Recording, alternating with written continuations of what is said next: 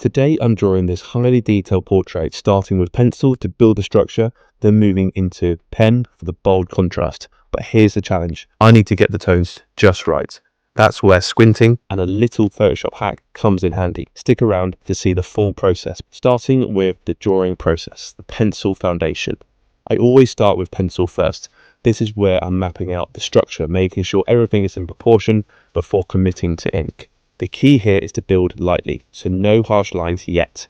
Just guidelines for where the facial features will sit. I also flip my drawing and reference photograph upside down so I can spot any mistakes much more easily. I keep glancing at the reference photo. I do this constantly. It helps me stay accurate, especially since this portrait has a lot of wrinkles and character in the face. Capturing these details early makes the inking stage a lot smoother.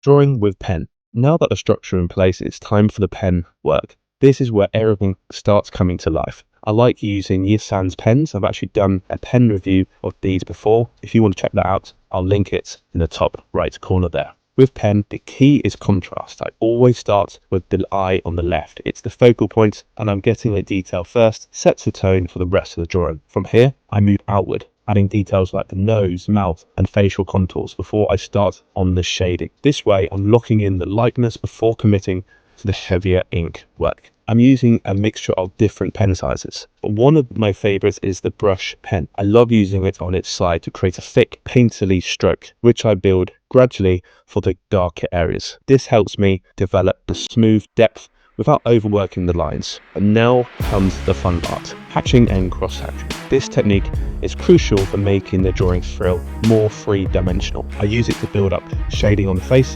especially in the background where I wanted the contrast.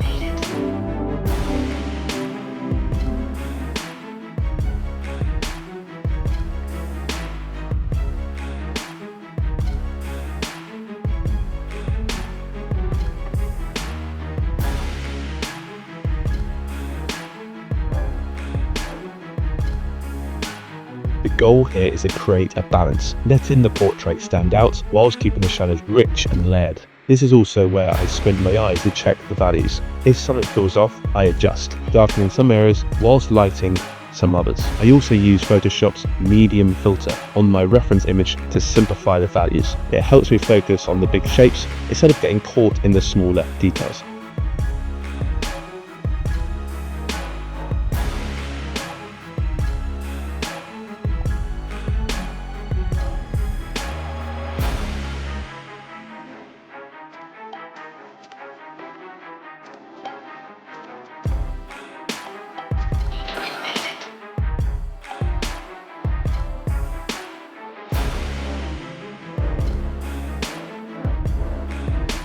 I focus on three things when adding shading to my drawing. I'm darkening shadows where the face turns away from the light. I'm leaving the highlights untouched, especially on the forehead, nose and cheekbones. I'm checking the values by stepping back and looking at the piece from a distance. Now, I don't just stop with the pen. I actually go back in with a pencil towards the end of the process. Why is that? Because sometimes adding a softer layer over the ink creates a more natural depth. This is something I love doing in my portraits to balance out the harshness of the ink with the subtlety of graphite, the final details and Photoshop touches. As I wrap up this traditional drawing, start picking out the last details, deepening the wrinkles, sharpening edges, and make sure the shadows feel correct and right.